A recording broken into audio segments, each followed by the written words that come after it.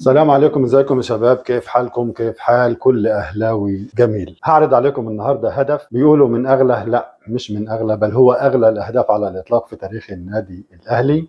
الهدف اللي رحمنا لسنوات ضوئيه قادمه، الهدف اللي هعرضه على حضراتكم حصل من كام سنه في يوم جمعه وبنحتفل بالذكرى بتاعته كل جمعه. الهدف اللي بيمثل ذكرى جميله لكل اهلاوي وذكرى مؤلمه لكل فريق المنافس. الهدف هعرضه عليكم فيديو متغير، معمول انيميشن، معمول كرتون، فكل شيء فيه متغير، لكن هتشوفوه من الفرحة اللي جواه اللي ما اتغيرتش والشعور الجميل اللي هيطلع من الفيديو. انا متأكد انه كلكم هتعرف. اللي يعرف الهدف وصاحب الهدف يا ريت يكتبه لنا في التعليقات.